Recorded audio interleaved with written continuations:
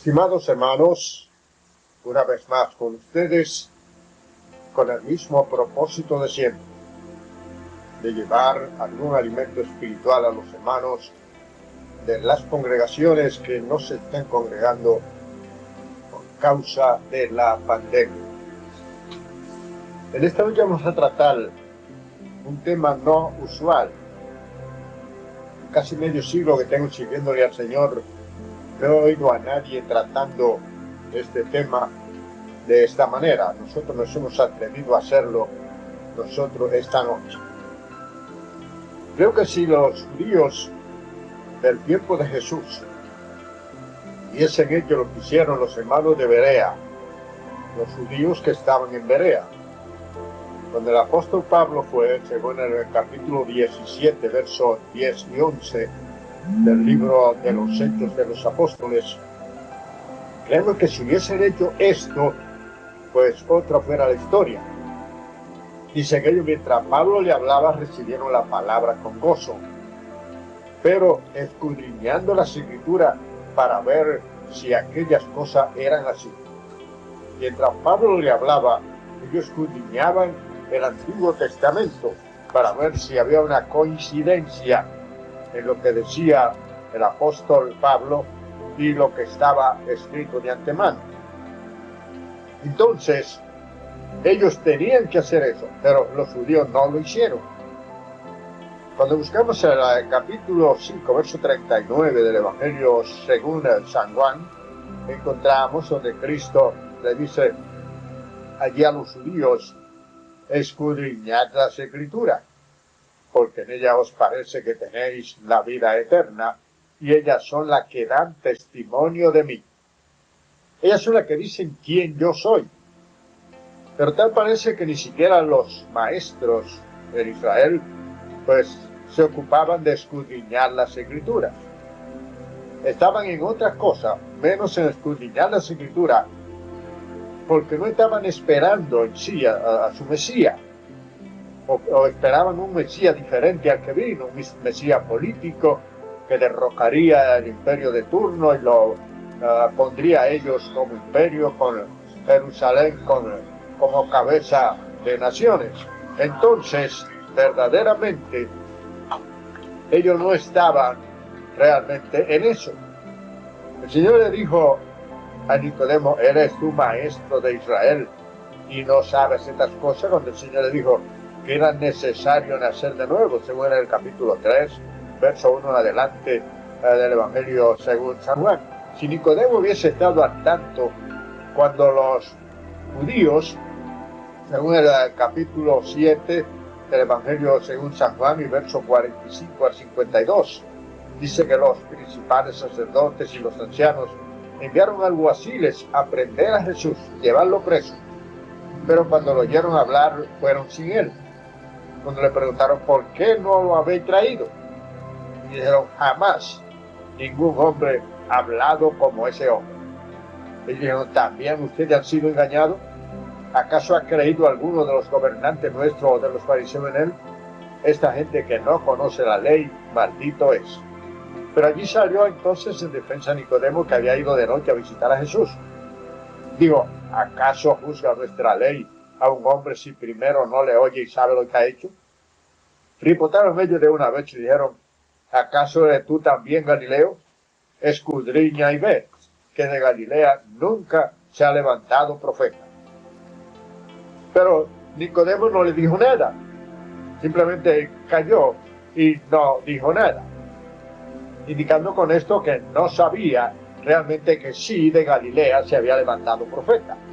Porque si él está al tanto de las Escrituras, le cita el capítulo 14 de Segunda de Reyes, verso 25, donde dice que allí el profeta Jonás profetizó acerca de la conquista de un terreno que le pertenecía a Israel. Y dice que fue Jonás, hijo de Amitai. Y cuando buscamos el libro de Jonás, capítulo 1 y verso 1, encontramos donde dice allí que vino palabra de Jehová a Jonás, hijo de Amitai, diciendo: levántate y ve a Nínive, aquella gran ciudad, y pregona contra ella. Entonces Nicodemo hubiese conocido la Escritura, no se deja callar la boca de ellos, sino que realmente ripota, diciéndole dónde realmente está realmente el profeta de Galilea. Dice que era de la tierra de Gaefel, y Gaefel era una de las partes, un pueblo perteneciente a Galilea. Entonces sí, de Galilea se había levantado profeta. Pero ellos ignoraban todo, que en su ignorancia, ellos crucificaron a Jesús. El apóstol Pablo, en su primera carta a los Corintios, capítulo 2, versos 6 al 8, dice: más hablamos sabiduría entre los que han alcanzado madurez, y sabiduría no de este siglo ni de los príncipes que perecen, sino la sabiduría oculta en Dios, que la predestinó para nuestra gloria. Pero no se detiene ahí. Dice: sabiduría que ninguno de los príncipes de este siglo que perecen conoció, porque si la hubieran conocido, nunca habrían crucificado al Señor de gloria. Es decir, que lo hicieron en ignorancia. Y lo vamos a ver más adelante cuando el Señor lo declara también ignorante. Y perdón y ora por ello. Esta es una de las profecías que se cumplió realmente en el Señor. Pero veamos cuántas profecías se han cumplido. En primer lugar, el Señor tenía que nacer de una virgen. Cuando buscamos a la profeta Isaías, al capítulo 7, y en el verso 14, dice: y la virgen concebirá y dará a luz un hijo, y llamará su nombre Emmanuel. Esto se complementa en el capítulo 1, verso 23 del Evangelio según San Mateo, cuando dice allí, citando a Isaías 7:14, y la virgen concebirá y dará a luz un hijo, y llamará su nombre Emmanuel. Y Mateo añade que traducido es Dios con nosotros. ¿A dónde más habla de que iba a nacer de una virgen? Cuando buscamos al capítulo 5 y verso 1 al 3 del profeta Miqueas, dice: y tú, Belén, no eres la más pequeña entre los príncipes de Judá, porque de ti me saldrán que será guía en Israel, y sus salidas son desde el principio, desde los días de la eternidad. Dice: pero lo dejará hasta que dé a luz la que ha de dar a luz, y el resto de sus hermanos se volverá con los hijos de Israel. Hablando de este tiempo, el apóstol Pablo, y de ese cumplimiento, en el capítulo 4 y verso 4 de la epístola del apóstol San Pablo a los Gálatas, lo dice allí claramente: cuando vino el cumplimiento del tiempo, Dios envió a su Hijo, nacido de mujer y nacido bajo la ley. O sea que nació de una virgen. Nació de una virgen, como ya estaba realmente profetizado.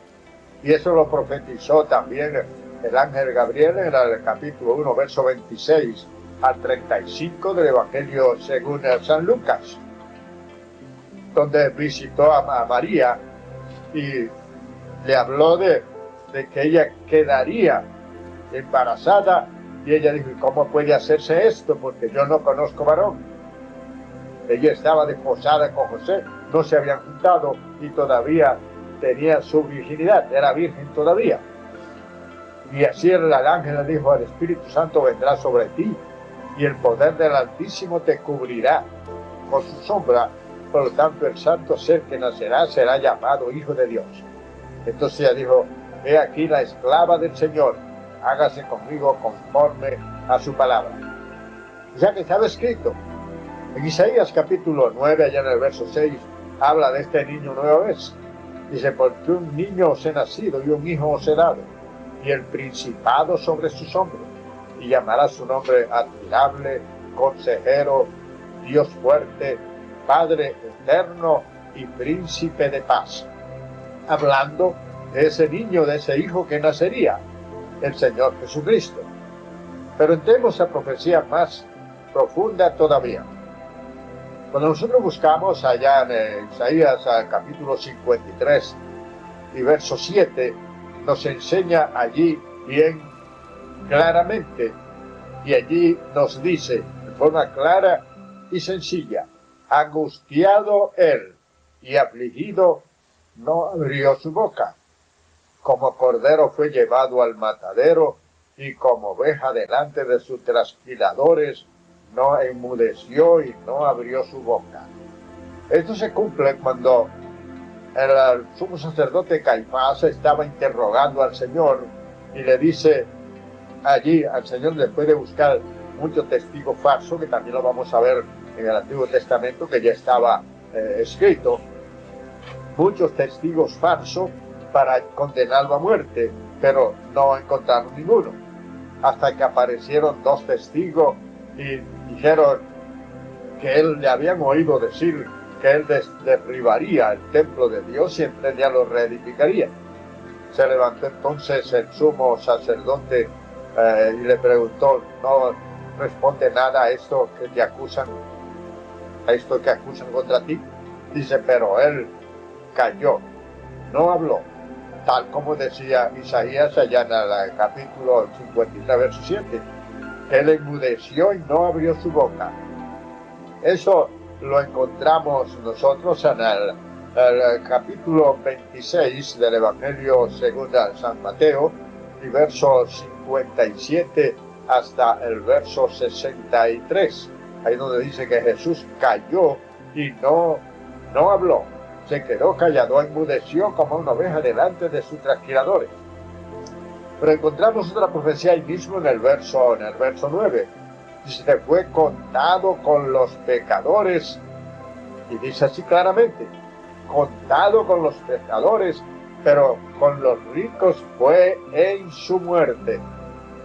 Fue contado con los pecadores, porque fue crucificado en medio de dos malhechores, dos ladrones. Fue contado con los pecadores, pero dice, pero con los ricos fue en su muerte. Cuando nosotros buscamos el capítulo 57 del capítulo 57 el verso 57 del capítulo 27 de Mateo, encontramos allí que José de Arimatea, un hombre rico, fue a Pilato y le pidió el cuerpo del Señor para él llevarlo y sepultarlo. Pero cuando buscamos también ya en el capítulo 19 de Juan, encontramos en forma bien clara en el verso 38 y 39, allí encontramos no solamente a José de Arimatea, sino también a Nicodemo. Dice que este llevó de especias aromáticas y de aloe y mirra alrededor de 100 libras de especias aromáticas para ungir el cuerpo del Señor. Dice que fue contado, pues su muerte fue con los ricos. Dice que José de Arimatea era un hombre rico. Dice el capítulo 26, allá en el verso 57 del Evangelio según San Mateo. Un hombre rico de Arimatea llamado José. Este fue y pidió el cuerpo del Señor y lo sepultó en un sepulcro nuevo que había abierto en la roca. Y cumpliéndose aquí la palabra que dice que él fue contado con los pecadores. Isaías 53 y verso 9. Sin embargo, dice, con los ricos fue en su muerte. O sea que los que oficiaron su sepelio fueron dos personas pudientes, José de Arimatea, que era rico, y también Nicodemo, que era un principal entre los judíos. Pero no se detiene solamente ahí. Cuando nosotros buscamos el capítulo 19, verso 23 del Evangelio según San Juan, encontramos donde dice que después que los soldados crucificaron a Jesús, entonces cogieron su ropa y la dividieron en 4 partes, una para cada soldado. Pero cuando vieron la túnica del Señor, que era de 5 costuras y de un solo tejido de arriba abajo, dijeron, no la partamos, echemos suerte sobre ella para ver de quién será esto. Dice, pero para que se cumpliera la escritura que dice, sobre mi ropa echaron suerte. Y allí está eso en el Salmo 22, verso 18. Ahí lo dice claramente, sobre mi ropa echaron suerte, repartieron entre sí mi vestido y sobre mi ropa echaron suerte. Y eso estaba escrito de que iba a pasar en el Señor y sucedió tal como estaba escrito. Porque ya él había dicho en el capítulo 24, verso 44 del Evangelio según San Lucas, ya había dicho todo lo que está escrito de mí. En la ley de Moisés, en los salmos y en los profetas, en mí tiene cumplimiento. y todo se cumplió sin que faltara nada. Pero dice que cuando él fue crucificado, cuando el Señor fue crucificado, dice que en el capítulo 9, versos 31 al 34 del Evangelio según San Juan, encontramos allí que los principales sacerdotes, los judíos, fueron a Pilato y le dijeron que les quebraran las piernas a la gente, a los que estaban crucificados, para que no pasaran el día de reposo colgando allí en la cruz. Porque había una sentencia en el capítulo 21, verso 23 de Deuteronomio, que dice que cuando colgara alguno, lo quitaría indefectiblemente ese mismo día y no lo dejaría pasar la noche para que no trajeran maldición sobre su tierra. Eso fue lo que pasó con Cristo. Gálatas capítulo 13, y en el verso 13, dice que Cristo llevó nuestra maldición, porque escrito está: maldito todo aquel que es colgado en un madero. O sea que el Señor llevó la maldición nuestra. Y así como estaba prohibido en el Antiguo Testamento dejar los cadáveres colgando en la cruz, por eso fueron a quebrarle la pierna para acelerar la muerte, porque ya el otro día era el día de reposo y no podían llegar a la puesta de sol del viernes, porque ahí comenzaba el sábado judío, hasta la puesta del sol del sábado, donde terminaba el sábado judío.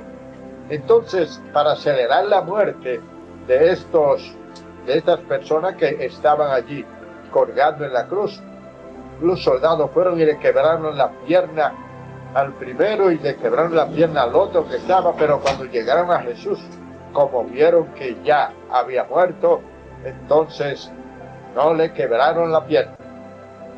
Pero un soldado cogió su espada y le abrió su costado con ella. Ahí se cumplieron dos profecías más. No le quebraron la pierna, porque ya el Salmo 34 y verso 20 decía: y Jehová guarda todos sus huesos y ninguno de ellos será quebrado. Pero ya estaba escrito también en el capítulo 12, verso 46 del libro de Éxodo: el Cordero Pascual, que era un tipo de Cristo, ellos podían comerlo entero, pero sin de ninguna forma quebrar ninguno de sus huesos. Al igual que el capítulo 9, verso 12 del libro de Números. Ahí también se hablaba que debían comerlo todo parejo y no dejar nada para el otro día, pero también estaba prohibido quebrar ningún hueso de este carnero pascual, ese cordero pascual, porque este era un cordero que simbolizaba a Cristo, como dice el Evangelio según San Juan, allá en el capítulo 1, verso 29. Juan el Bautista, señalando a Cristo, dijo: he aquí el Cordero de Dios que quita el pecado del mundo. O sea que ahí se cumplió esa profecía. Hueso suyo no será quebrado. Por eso, cuando llegaron a Jesús, ya había muerto, simplemente para no quebrarle la pierna y no violar lo que ya realmente estaba predicho acerca de él.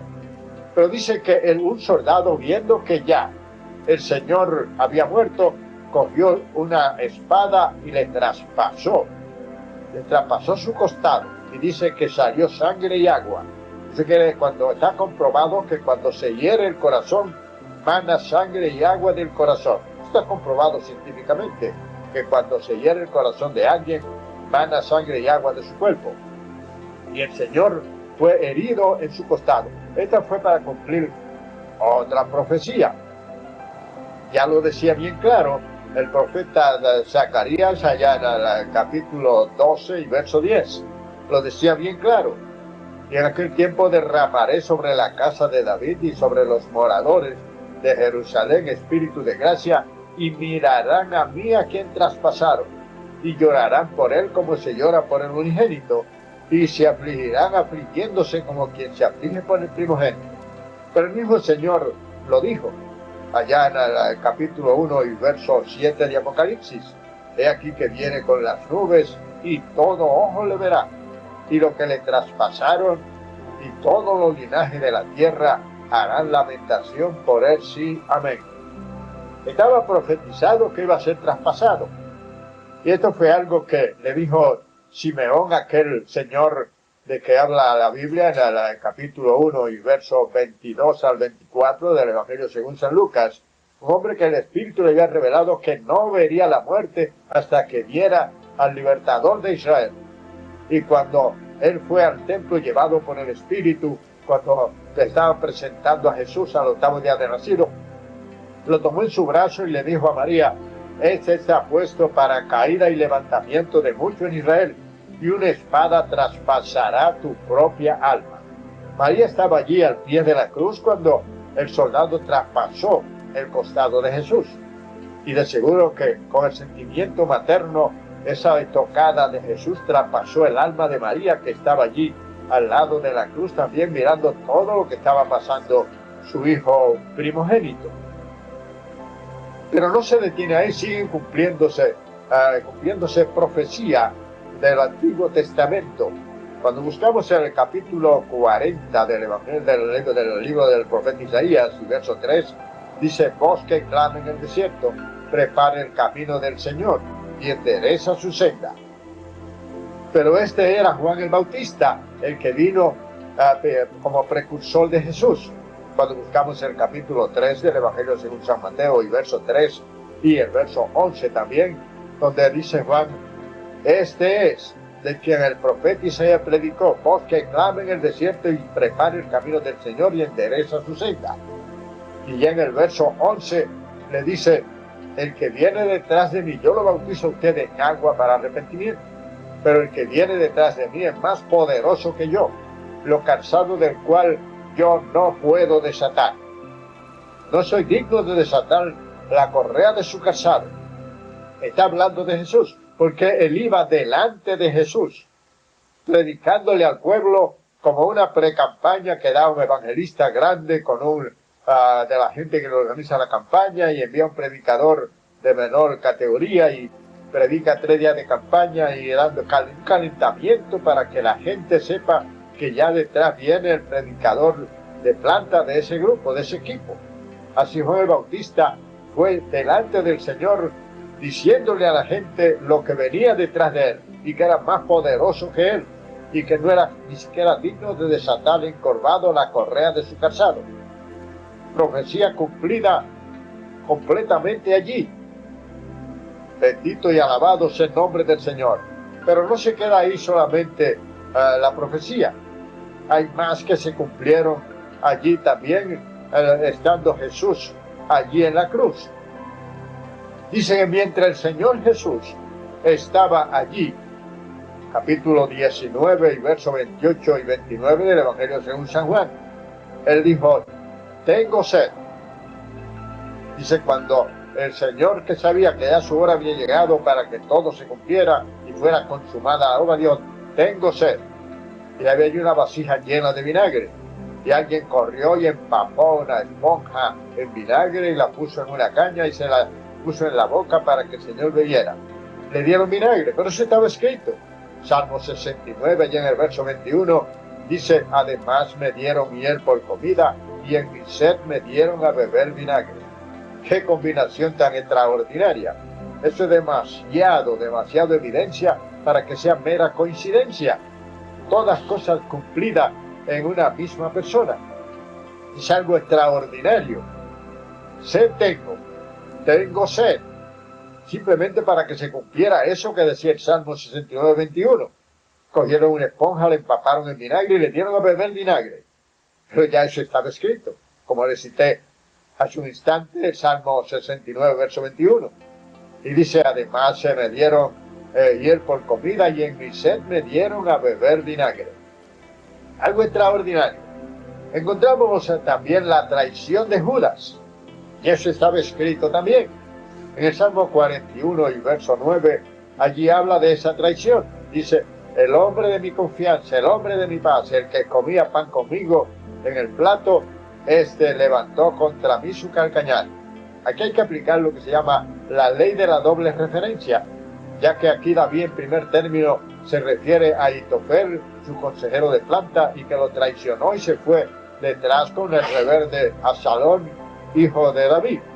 Pero en la segunda referencia, que es bíblica, se aplica al Señor, porque así mismo lo hizo Judas. El Señor dijo: esta noche todos vosotros se escandalizaréis de mí. Todos vosotros se escandalizaréis de mí. porque escrito está: heriré al pastor y las ovejas serán dispersas. El Señor está citando allí el profeta Zacarías, capítulo 13 y verso 7. Ahí donde dice: heriré al pastor y las ovejas serán dispersadas. Pues esa noche todos corrieron cada uno por su dirección y al Señor lo dejaron solo, porque eso ya estaba escrito, que eso iba a suceder. Entonces, ¿cuántas cosas sucedieron en ese mismo día en la persona de Jesús? La traición de Judas. Pero todavía hay otra más. Encontramos allá en el capítulo 11 del profeta de Zacarías, versos 12 y 13, donde el Señor dice: dile a ellos que me den mi salario si quieren, y si no, que lo dejen. Y pesaron por mi salario 30 piezas de plata. Y me dijo el Señor: cógelo y échalo en el tesoro de la casa del Señor, precio con que así he sido apreciado por los hijos de Israel. Pero cuando ellos le preguntaron a Judas, Judas le dijo: yo, ¿qué ustedes me darán y yo se lo entregaré? Dice que ellos le asignaron 30 piezas de plata. Lo mismo que decía ya el profeta Zacarías. Es algo extraordinario. Algo extraordinario. Así como se cumplió en Juan el Bautista, que iba a ser el precursor de Jesús.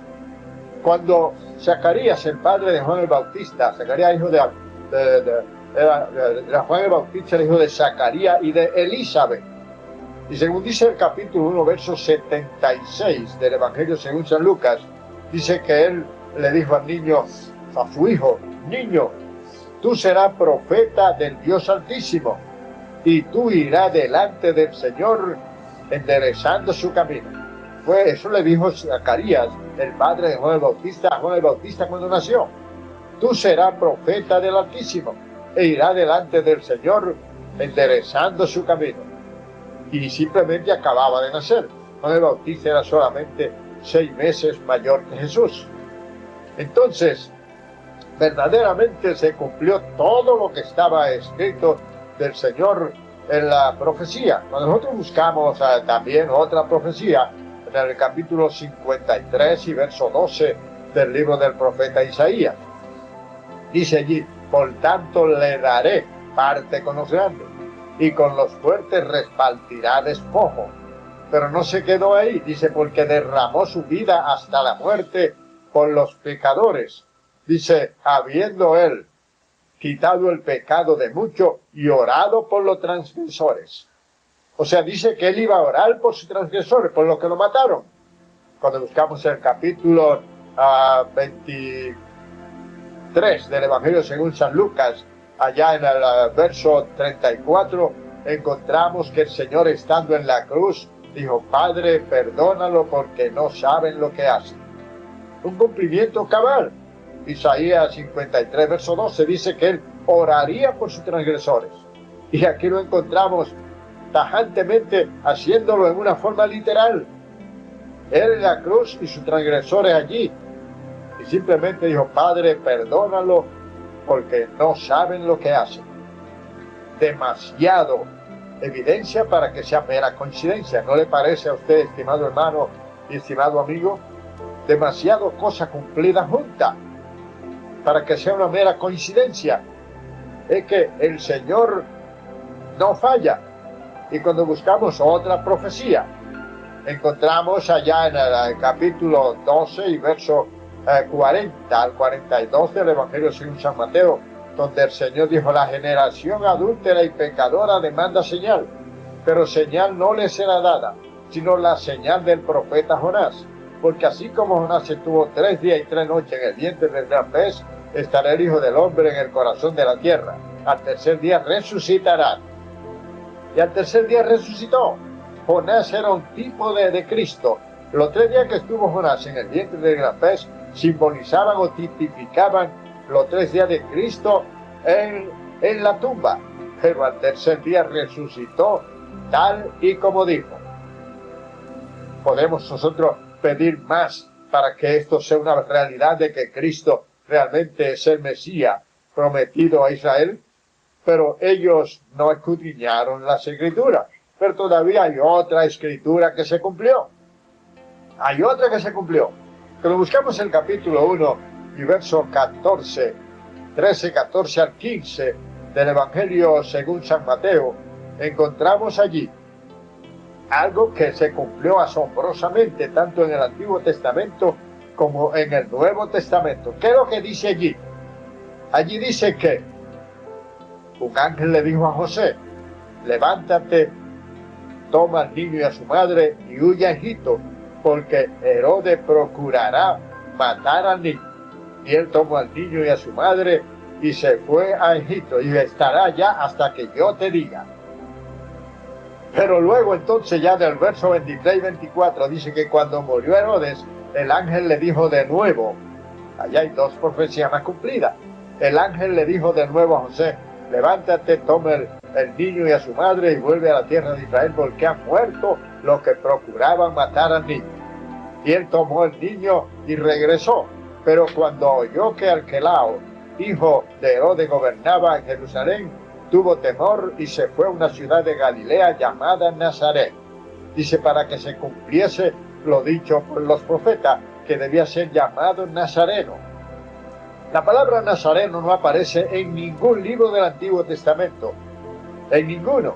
Entonces, ¿cómo cita aquí que dijeron los profetas? Si está hablando de los profetas antiguos. Tenemos que entender que nosotros lo que tenemos es una copia, pero el original está en el Antiguo Testamento, está en hebreo. Está en hebreo. Y en el antiguo hebreo, la palabra Nazaret es la palabra Netzel, que lo que significa es el renuevo. Entonces, lo que se traduce Nazaret en castellano es el renuevo en hebreo. Y ese era el nombre que llevaría realmente el Señor. Si buscamos el libro del profeta Zacarías, capítulo 3 y verso 8, dice: dile a Josué que los dos varones que están al lado de él son varones simbólicos, y el nombre del que viene es el renuevo. O sea, el nombre de Jesús es el renuevo, que quiere decir en el hebreo el Nazareno. Eso mismo lo decía también el profeta Isaías en el capítulo 11 y verso 1. Dice que del tronco de Isaí saldrá un vátago, un renuevo, un retoño, y este será guía de mi pueblo. Entonces, de Isaí fue que nació David, y de la descendencia de David vino el Cristo. Cuando buscamos una pequeña genealogía que aparece en el capítulo 4, versos 18 al 20 del libro de Ruth, encontramos allí que Fares engendró a Esrón, Esrón engendró a Ran, Ran engendró a Aminadab, Aminadab engendró a Nazón, Nazón engendró a Salmón, Salmón engendró a Booz, Booz engendró a Obed, Obed engendró a Isaí, e Isaí engendró a David, y de la descendencia de David viene el Cristo. Por eso es que el capítulo 11 de Isaías se pega perfectamente de que está hablando del Señor. Pero no se queda ahí la profecía, y citamos la última, que la encontramos en el capítulo 1, allá en el verso 23 y 24 del libro de Mateo. Allí es donde habla realmente que ya murieron los que buscaban la muerte del niño. Él regresa, pero dice para que se cumpliese lo que dice en la Escritura: de Egipto llamé a mi hijo. Fíjense que él tuvo que ir a Egipto, porque de allá lo iban a llamar para cumplir la profecía de Oseas capítulo 11 y verso 1. Dice: cuando Israel era muchacho, yo lo amé, y de Egipto llamé a mi hijo. Así está literalmente en Oseas, en el capítulo 11, verso 1. Cuando Israel era muchacho, yo lo amé, y de Egipto llamé a mi hijo. Por eso tuvo que pasar aquello para que Herodes lo persiguiera y tuvieran que ir a Egipto, porque desde allí lo iban a llamar. Es que no podía faltar nada. Ya lo citamos en el capítulo 24, verso 44 del Evangelio según San Lucas. Entonces dijo: todo lo que está escrito de mí en la ley, los salmos y los profetas, todo se cumplirá. Pero falta una, que no podemos dejar, porque está también ahí en la Sagrada Escritura. ¿Y cuál es esa? Dice que buscaban testigos falsos. Mateo capítulo 26, lo buscamos del verso 57 en adelante hasta el verso 63. Allí encontramos claramente cuando los principales sacerdotes, los escribas, los ancianos, buscaban testimonio para condenar a Jesús a muerte, pero no lo encontraba, aunque vinieron muchos falsos testigos. Pero aparecieron dos testigos falsos que dijeron: a este hemos oído que dice que él destruirá el templo de Dios y en 3 días lo reedificará. Ahí es cuando el sumo sacerdote Caifás le dice, no responde a nada que dicen esto, y él, cumpliendo a Isaías capítulo 53 verso 7, dice que cayó. Como dice allí, que angustiado y afligido no abrió su boca, y como cordero fue llevado al matadero, y delante de sus trasquiladores como una oveja enmudeció y no abrió su boca. ¿Cuál es la profecía que nos falta? Esta de los falsos testigos. Si buscamos nosotros el capítulo 27 de los Salmos y verso 12, dice allí: no entregará mi alma a mis enemigos, porque ellos son testigos falsos, se levantaron contra mí testigos falsos y respiran crueldad. Eso está ahí literalmente. Es para que no quedara nada de lo que estaba escrito de él. Le dijo: todo lo que está escrito de mí en la ley, los salmos y los profetas tiene cumplimiento.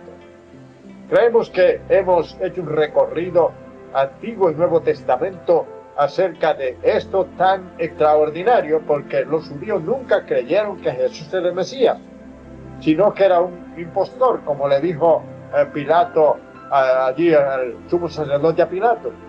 Él le dijo: manda que aseguren hasta el 3er día la tumba, no sea que vengan sus enemigos, sus discípulos, y si lo hurten y digan que él resucitó y será el postrer error peor que el primero, porque nos recordamos que ese engañador, cuando vivía, dijo que al 3er día resucitaría.